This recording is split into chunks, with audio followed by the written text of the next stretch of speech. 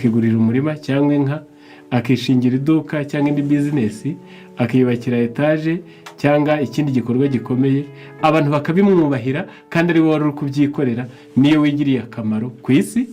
Ugaburira neza, ukifata neza, ugacudika n'abeza, ukagendana n'abeza, wewe ubwawe ukigirira akamaro ku isi, n'abandi barabikubahira, n'Imana ikazabiguhera. Haranditse ngo ubusore ni igihe cy'amahirwe yo kubyazwa umusaruro. Youth is the time of opportunity.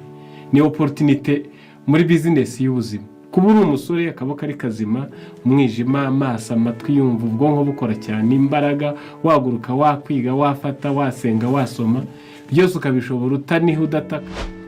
Kuko kurya no kunywa, kwambara no kuberwa, guhinga, korora no kuzigama ntibigira idini. Usenga inzara iramurya, n'udasenga ikamurya. Usenga ashaka aho aba, n'udasenga ashaka inzu. Hari ibyaha birusha ibindi gukora uwo mushinga mubi wo kurimbura urubyiruko. Ndabitondeka mvugemo nk'icumi. Icya mbere ni ukunywa urumogi, itabi n'ibindi biyobyabwenge. Iki cyaha kimwe n'ibindi byaha byose ndi buvuge ni ibyaha bibata umuntu akaba addicted, akagenda rwose akagera ku rwego atakiyoboye, ahubwo icyo yakoze cyo kikajya kimuyobora aho kimushakiye, iburyo ibumoso. Ubu bambaye ubusa rero ubirebera kuri YouTube no kuri televiziyo. Abasambana niho baba, kandi igiti cyabuzanijwe kiraryoha. Abasore aho gukunda YouTube ngo bahiga icyongereza kirahari, ngo bahiga ikinyarwanda, igiswahili n'igifaransa, bahigire shimi na fizike, bahigire biology cyangwa ubundi bumenyi, burahari buganje. Ariko iyo bahagiye ntibareba ibyo byiza. Hari ibibwirizwa utazategera amatwi ngo birangize, hari ibitabo wahasomera bitagira ingano. Singaye na wa mwana wavuze ngo utazi ubwenge abaza Google. Kuri Google hari ubumenyi, hari ubuhanga, uhaje na za ChatGPT. Ariko kugira ngo urubyiruko rwacu abe ari byo mureba, ahubwo abo bambaye ubusa, ababyina bahennye, abacuramye, tombora, ibisa na za business zikorerwa online, ibi bintu bya betting, nubwo bikunzwe n'abakomeye n'abize n'injijuke, biriya nabyo ntawe bitanira n'itabi, urumogi, kwikinisha n'ibindi byaha byose byica ubwenge. Abiga imitekerereze hari ibyo bita ngo ni gambling disorder. Tugenekereje ni nko guta umutwe cyangwa se gutwagwa bitewe n'ibyo ureba n'ibyo ukunda, ngo birabatwara. N'uwo bariye nimugoroba akumva ararya mu gitondo, bakamurya mu gitondo akumva ararya saa sita, bakamurya saa sita kurimo, n'ibindi biza byiyambitse isura nk'aho byemewe n'isi, ariko byose ari ugutegereza uwo utazi, ugashora aho utazi, ugahereza amafaranga uwo mutasinyanye, ugaha amafaranga yawe uwo utajya kurega uramutse uyabuze, ahubwo ukajya wumva ngo cya kintu ngo baragifunze, ngo barayajyanye, ngo bandiye, bakurya wari uri hehe. Ibi byose ni mu nzu y'ibyondo cyangwa y'ibyatsi. Iwacu ni mu nzu itagira sima, iwacu ntihaba amatara. Aho gukora no kuba ukomeye yenda ngo icyo batagira uzakizane, ahubwo ukahata ukahahunga, nuko ukajya iw'abandi bakagukarangira yenda iwanyu bateka impirike. Urwo ruze rero rukagenda rukakwica. Kandi niba hari umusirimu mubi ubishye utaberewe, nusirimukira iw'abandi, nukunda akaryoshye k'iw'abandi katabi wawe. Uyu mwanya muto rubyiruko muduteze amatwi, aho mwiteguye muri mu miryango yanyu, tugiye kuganirira hamwe ingingo ebyiri zikubiye mu ngingo imwe. Ni ibyaha byica ahazaza h'urubyiruko. Turavuga n'ibyaha bitesha agaciro urubyiruko. Izo ngingo uko ari ebyiri zijya gusa, kandi ubwo n'inyuma turaba twiteze abaratubwira n'ibyatugirira akamaro tugahagarara neza. Muri Bibiliya, muri Yesaya 43:7, Bibiliya iravuze ngo nzanira abahungu banjye n'abakobwa banjye, ngo nzanire umuntu wese niremeye kamasome, nzabwira ikasikasi ntibarekure, n'ikusi mbabwire ntiwibimana. Nzanira abahungu banjye bave kure, n'abakobwa banjye bave ku mpera y'isi. Nzanira umuntu wese witiriwe izina ryanjye, uwo naremeye kumpesha icyubahiro. Ni njye wamuremye, ni njye wamubumbye. Imana iturema yaturemeye kugira ngo tuyiheshe icyubahiro. Urubyiruko byo ni akarusho kuko bafite n'imbaraga arizo bwiza bwabo, nk'uko byanditse mu Migani 20:29. Ntabwo upfuye kubaho, nturi uwawe ngo wigenge, Korinto 2:6-19, ahubwo ubereyeho kugira ngo uheshe Imana yawe icyubahiro. Muri uko kuyihesha icyubahiro, mu burezi paje 221, ku bafite Igifaransa n'Ikinyarwanda, niwo mugambi w'Imana. Gushaka ko mwene muntu aba ku isi ayihesha icyubahiro, ishaka ko mwene muntu aba ku isi ari umugisha ku bandi, ishaka ko mwene muntu aba ku isi ari ingirakamaro kuri we ubwe. Kuba ku isi ntacyo wimariye, ukaba ku isi ntacyo umariye abandi, ukaba ku isi udahesha Imana icyubahiro, burya umugambi Imana yari ifite kurema ubupfuye. Weho musore unyumva, n'imbaraga zawe n'ubuto n'amahirwe yose akikuri imbere mu buzima, kuko mu gitabo cyitwa Intekerezo, Imico n'Ubumuntu cya mbere, paje 294 mu Cyongereza, Mind, Character and Personality, haranditse ngo ubusore ni igihe cy'amahirwe yo kubyazwa umusaruro. Youth is the time of opportunity. Ni opportunity muri business y'ubuzima. Kuba uri umusore, akaboko ari kazima, umwijima, amaso, amatwi yumva, ubwonko bukora cyane, imbaraga, waguruka, wakwiga, wafata, wasenga, wasoma, byose ukabishobora utaniho, udataka, ubwo muri business y'ubuzima uri opportunity. Kubw'ibyo rero, hamwe n'ayo mahirwe, ijuru riguhagaze hejuru rigufuhira ngo ube ku isi uhesha Imana icyubahiro, ube ku isi uri umugisha ku bandi. Byanditse mu Migani 17:17, inshuti zikundana ibihe byose, kandi icyo umuvandimwe avukira ni ugukura abandi mu makuba. Ube ku isi nawe ubwawe wigirira akamaro. Umuntu yiyubakira inzu, akigurira igare cyangwa imoto, akigurira umurima cyangwa inka, akishingira iduka cyangwa indi bizinesi, akiyubakira etaje cyangwa ikindi gikorwa gikomeye, abantu bakabimwubahira kandi ari wowe wari uri kubyikorera. Niyo wigiriye akamaro, kwigirira akamaro ku isi, n'abandi barabikubahira, n'Imana ikazabiguhembera ikakujyana mu ijuru. Rero hari ibyaha bijya byitambika muri uwo mushinga w'Imana, nuko ku kagingo ka mbere bikica ahazaza heza h'urubyiruko rwacu. Mwebwe mu nyumva, ubwo ni nk'umuburo mugiye guhabwa, nawe nubwo waba udakunda n'iby'Imana cyane, ibi byo birakureba, kuko kurya no kunywa, kwambara no kuberwa, guhinga, korora no kuzigama ntibigira idini. Usenga inzara iramurya, n'udasenga ikamurya. Usenga ashaka aho aba, n'udasenga ashaka inzu nziza yo kubamo. Usenga akeneye ibizamufasha ageze mu zabukuru, n'udasenga arabikeneye. Usenga akeneye kugira umuryango uguwe neza, utengamaye, uri heza, n'udasenga arabishaka. Ibi byaha ngiye kuvuga, uwo mushinga wo kugubwa neza biwukoma mu nkokora, imbere yawe hazaza hakaba habi, kandi ubwo kandi niko kubura n'ubugingo buhoraho. Ngaho muri rusange icyaha cyose cyica ahazaza h'umuntu, ariko hari ibyaha birusha ibindi gukora uwo mushinga mubi wo kurimbura urubyiruko. Ndabitondeka mvugemo nk'icumi. Icya mbere ni ukunywa urumogi, itabi n'ibindi biyobyabwenge. Iki cyaha kimwe n'ibindi byaha byose ndi buvuge ni ibyaha bibata umuntu, akaba addicted, akagenda rwose akagera ku rwego atakiyoboye, ahubwo icyo yakoze cyo kikajya kimuyobora aho kimushakiye, iburyo ibumoso, tambika, hagarara, unama, kikamutwara bukwikwi, nta mbaraga akifitemo yuko yahangana nacyo ngo azagitsinde. Rero bitewe nuko intambwe imwe yo kukinjiramo ari ibigiye gushyiraho urufatiro rubi, abasoma igitabo cyitwa Guhamagarwa kwacu gukomeye, ni urupapuro rwa 26, hari amagambo avuga ngo irinde ku giciro icyo ari cyo cyose utazatera intambwe imwe ya mbere yo kuyoba, kuko iyo uyiteye haba ubwo ugendanira ko kuzagaruka bikazakugora cyangwa ntibiho byiteka ryose. Ku bw'ibyo musore unyumva, usenga n'udasenga, ukunda Imana n'utayikunda, ibi mvuga ntabwo ari kugira ngo ushimishe Imana n'abamarayika ibi mvuga si ukugira ngo uzajye mu ijuru utazashya gusa, ahubwo ibi tugiye kuvuga ni ukugira ngo no ku isi uzahaba uri mwiza, uguwe neza, wishimira ubuzima, kuko kubaho ubabaye, kubaho ubuzima ari umutwaro, ntacyo nabyo bimaze.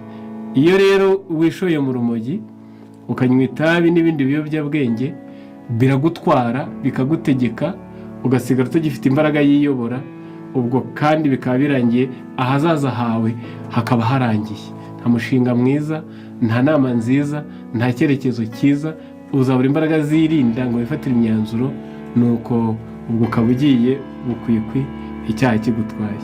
Icya kabiri ni icyaha cyitwa kwikinisha. Ni ubwoko bw'ubusambanyi, nubwo ubusambanyi turabuvuga muri rusange, ariko iki cyo gifite umwihariko. Abazasoma ibitabo bikurikira, igitabo cy'icyongereza cyitwa The Appeal to Mothers, cyangwa se guhamagarwa kw'ababyeyi b'abagore, urupapuro rwa 27, n'igitabo cyitwa Inama ku myitwarire y'ibitsina, ubusambanyi n'ubutane. Icyo gitabo nacyo kivuga kuri iki cyaha, ariko ndasoma urupapuro rwa 56, aho bavuze ngo muri byinshi bitera iki cyaha gitera harimo ibicurane bidakira, amazi menshi mu ngingo, kuribwa n'umutwe, kudafata mu mutwe, gutakaza ubushobozi bwo kureba, kudakomera k'umugongo n'impyiko n'umwijima, ibikingurira kanseri mu mubiri, ubwenge bukagwa ikinya, hagaheruka gusara. Ubwo rero iyo haherutse gusara cyangwa se kurwara mu mutwe, urumva ko ahazaza hawe uba hashyizeho umusozo, kuko ubwonko niyo moteri y'ubuzima bw'umuntu. Urubyiruko mu nyumva, uramutse wasaze, kukurindira aho ngo uzubahasone nyoko ibyo ntibirimo. Kurindira ngo uziga uyarangize, ntabwo urwo rugendo warusoza. Ubwonko butagikora, iki cyaha kirabikora, bitewe n'uko ngo abagikora bazimiza cyane umunyu wa zinc, nuko bikazababyarira uburwayi bwo mu mutwe. Noneho ndongera nsome, iyo umuntu akomeje iyi ngeso ku myaka 15 kuzamura, umubiri urivumbura, ukerekana ko urambiwe ako karengane wakorewe kandi kagikomeje, maze ukamuryoza uko gukiranirwa yagize yica amategeko awugenga. By'umwihariko iyo umubiri umubyariye uburibwe butavugwa iyo ageze mu myaka 30 kugeza kuri 45, umubiri umubyarira uburibwe butavugwa n'indwara zitandukanye nk'iz'umwijima n'ibihaha, indwara z'ubwonko, rubagimpande, indwara z'uruti rw'umugongo, impyiko, maze imbuto za kanseri zigatangira kumunga umubiri, agarikiye yose ikagwa mu kajagari, ubutaraga bugasenyuka, bidatinze hagaheruka urupfu. Iki ni iki cyaha cyica ahazaza h'umuntu, akaba ku isi nubwo yaba agenda, ariko ari kwa kundi ko mu byahishuwe 3 ngo ufite izina ry'ukuriho nyamara ukaba uri intumbi, ukaba warapfuye uhagaze, ubita mort vivant, ntacyo umaze muri sosiyete, ubabereye umutwaro. Ari iki cyaha cyakwiciye ubwenge. Icyaha cya gatatu gisa nacyo, ni ukureba amashusho cyangwa video z'urukozasoni, ibyo bita pornography. Ubu bireze. Mu gihe cya Madame White ubwo yavugaga ko iki cyaha, yakivuze mu gitabo cyitwa Ibaruwa ku bakundana bakiri bato, cyangwa se Letter to Young Lovers, ku rupapuro rwa 60 hari ijambo rivuze ngo abasore benshi bagirira amatsiko menshi ibitabo, basoma icyo babonye cyose, inkuru z'urukundo zibyutsa irari, n'amafoto yanduye afite imbaraga iroga. Benshi basoma inkuru z'inkundo zikanduza intekerezo zabo. Kenshi usanga amafoto y'abagore bambaye ubusa akwirakwizwa hose, agurishwa. Ibi byanditswe imyaka irenga 100 n'indi irirenze. Ntabwo ikoranabuhanga ry'icyaha n'iterambere ry'icyaha ryari ritarakabaho, bo nta mafoto bashushanyaga y'abambaye ubusa bakayagurisha ngo byarimo imbaraga iroga. Ubu abambaye ubusa rero ubirebera kuri YouTube no kuri televiziyo. Abasambana niho baba, kandi igiti cyabuzanijwe kiraryoha. abasore aho gukunda YouTube ngo bahige icyongereza kirahari, ngo bahige ikinyarwanda, igiswahili n'igifaransa, bahigire shimi na fizike, bahigire biology cyangwa ubundi bumenyi burahari buganje. Banigisha neza, uri umuhanga ufite n'igihe no kubyitaho wamenya byinshi. Ariko iyo bahagiye ntibareba ibyo byiza. Hari ibibwirizwa utazategera amatwi ngo birangize, hari ibitabo wahasomera bitagira ingano. Singaye na wa mwana wavuze ngo utazi ubwenge abaza Google. Kuri Google hari ubumenyi, hari ubuhanga, uhaje na za ChatGPT. Ariko kugira ngo urubyiruko rwacu abe ari byo mureba, ahubwo abo bambaye ubusa, ababyina bahennye, abacuramye, abameze ute, nibyo benshi bakunda. Iyi nyandiko iri muri iki gitabo cyitwa Letter to Young Lovers, aravuze ngo birimo imbaraga iroga. Ushobora kutumva uko uri gupfaho, ariko uko ubireba nejo ukabikumbura, nejo ukabyunamamo, mu buriro ukaryama ntusinzira, ahubwo akaba ari byo uraramo uri gupfaho. Birimo imbaraga iroga, ugeraho ukaba addicted ku buryo utakaza ubushobozi bwo kwikontorora, ukaba utashobora kuyibuza kubireba, ahubwo akaba ari byo ureba gusa kugeza ubwo ubaye bete ukagoryama bitewe n'uko warebye ayo mashusho n'ayo mavideo y'urukozasoni. Iki cyaha mu kigendere kure. Abazasoma igitabo cy'intekerezo, imico n'ubumuntu n'ubundi, icya mbere ku rupapuro rwa 229 naho havuga ibyo mvuze.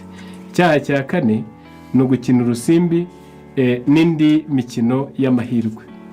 Urusimbi n'indi mikino y'amahirwe, izi za tombora, ibisa na za business zikorerwa online, ibi bintu bya betting, nubwo bikunzwe n'abakomeye n'abize n'injijuke, bira nabyo nta bitanira n'itabi, urumogi, kwikinisha n'ibindi byaha byose byica ubwenge. Abiga imitekerereze hari ibyo bita ngo ni gambling disorder. Tugenekereje ni nko gutumutwe cyangwa se gutwagwa bitewe n'ibyo ureba n'ibyo ukunda. Ngo birabatwara n'uwo bariye nimugoroba kumva ararya mu gitondo, bakamurya mu gitondo akumva ararya saa sita, bakamurya saa sita kumva ararya nimugoroba. Mbese wahora arota yakize, yatsinze, yayariye, ntabwo nibuka inshuro ariwe.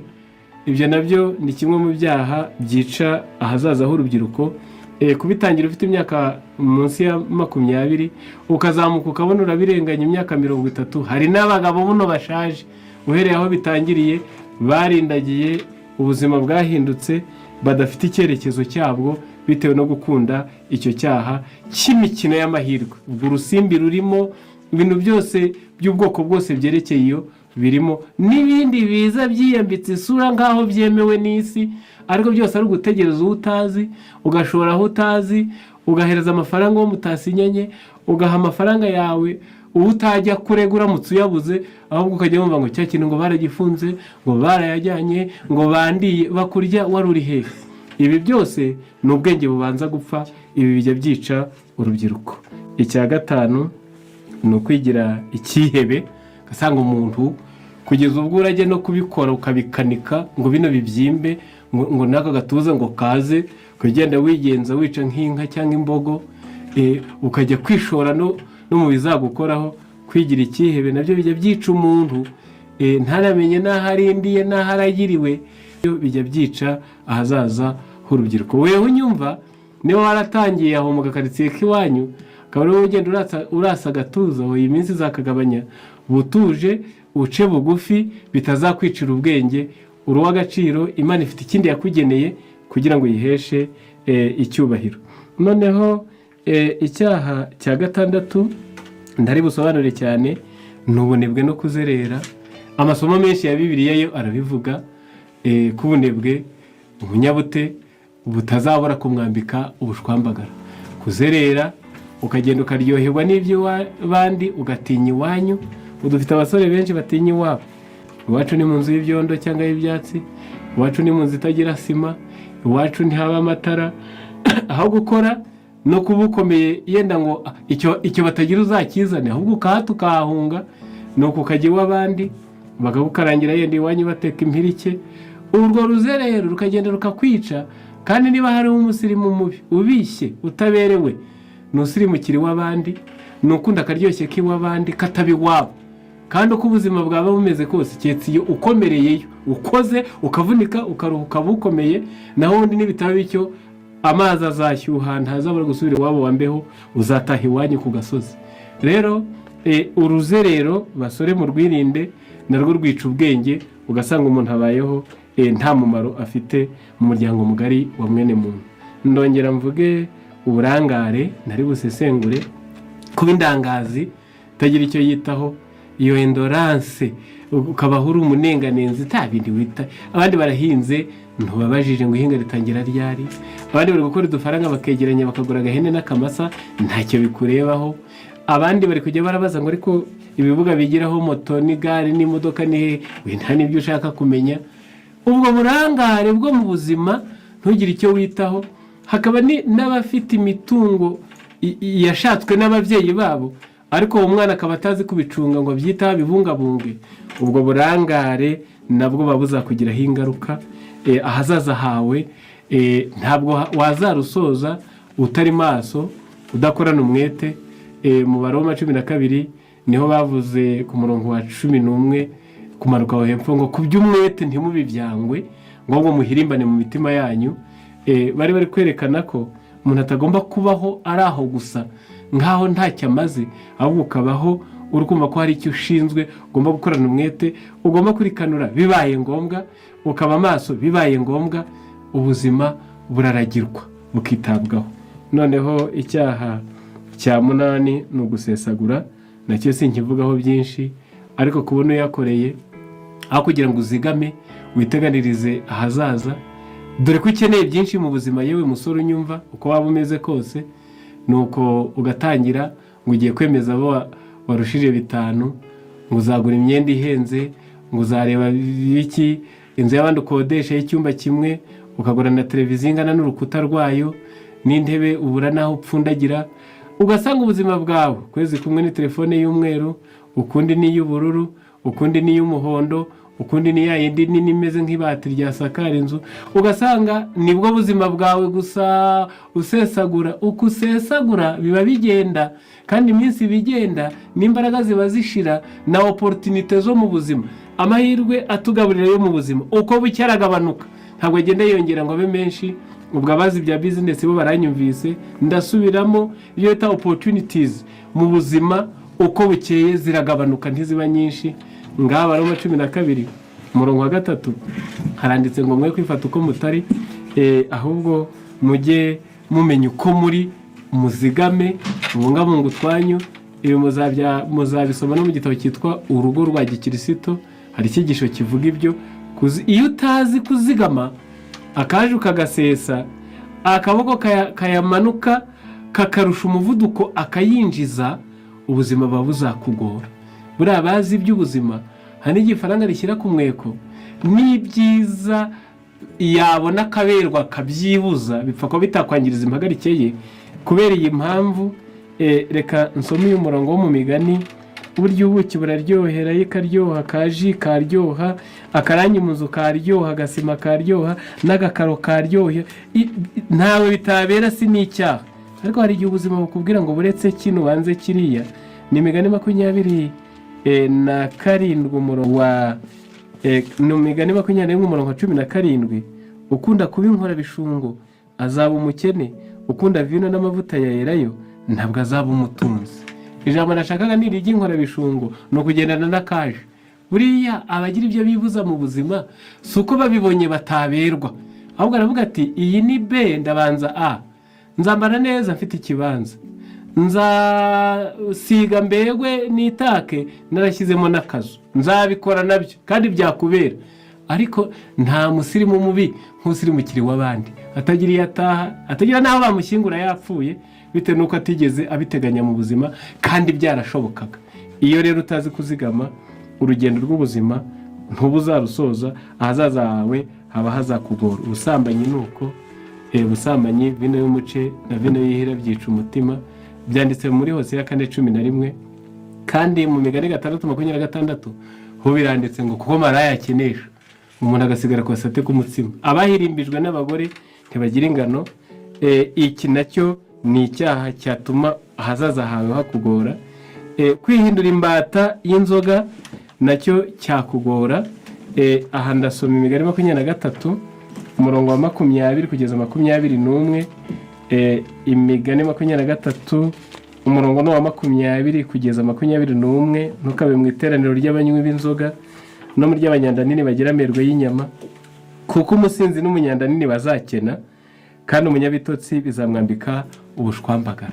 Ibi byaha bishobora kukwicira ahazaza hawe. Niba ushaka kuzabingira akamaro kuri weho bwawe, niba ushaka kuzabingira akamaro hesha Imana yawe icyubahiro, niba ushaka kuzabingira akamaro ugirira abandi umumaro ukababera umugisha, tandukana n'ibi byaha. Kandi ubwo ukiri umusore, muri cya gitabo ndababwiye, ufite imbaraga zabishobora.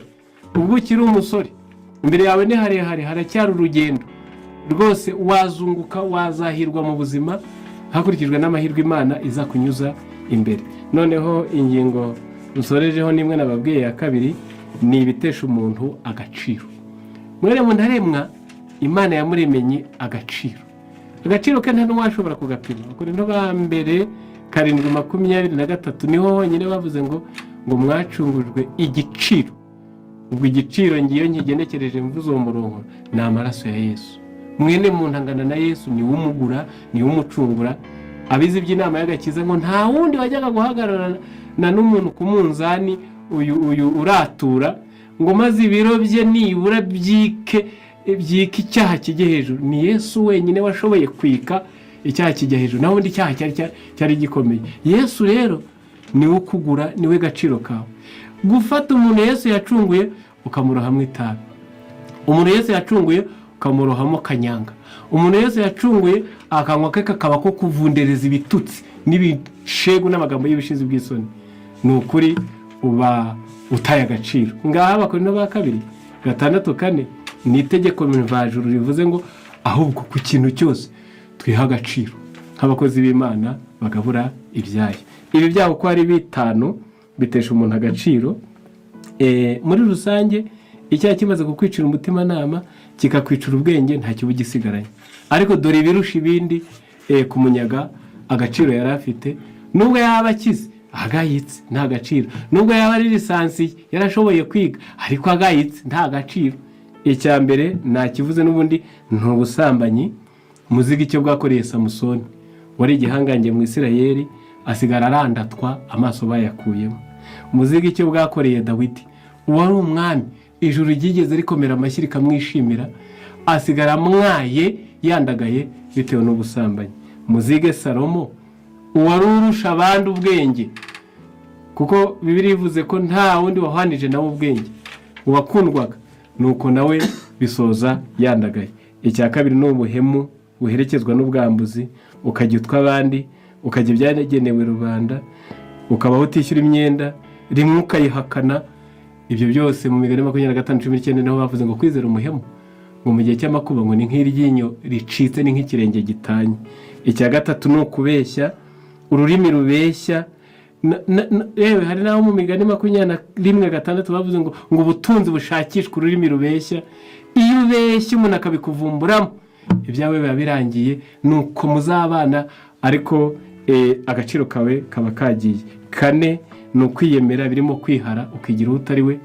Abaroma 13:16 ntimukararikire ibikomeye, ahubwo mujye mwemera kubana n'ibyoroheje. None icya 5 babyeyi, bakobwa, rubyiruko, ni ukwambara ntiwikwize cyangwa ukambara ibijagare bitagira gahunda. Muziga ibyabwiwe Laodikiya byashe 3:19 ngo ngure imyenda yera kugira ngo wambare isoni z'ubwambure bwawe zitagaragara. Buriya ku mubiri wacu mu ngingo zacu harimo iziteye isoni, zanditse no mu Bakorinto ba mbere 12. Izo zikwiye gutwikirirwa, nizo umuntu yambika akikwiza. Kubona wambaye ubusa, ujagaraye, wambaye nabi, hari abantu bavuga ati warize urakize ariko uri ikimara kutambara neza, warize uraberewe mu bindi ariko rwose wapi, imyaka yawe cyecuru bwawe kubukuze ukuriye ubusa kubera ko witesheje agaciro. Ngaho niba ushaka kubaho wubashywe udasuzuguritse, izi ngeso uzigendere kuri. Imana ibafashe rubyiruko ihesha agaciro, kandi mu by'ukuri murinde impagarike yanyu, imikorere yanyu, kugira ngo hazaza muzabe ingirakamaro. Ndabibifurije mu izina rya Yesu, amen.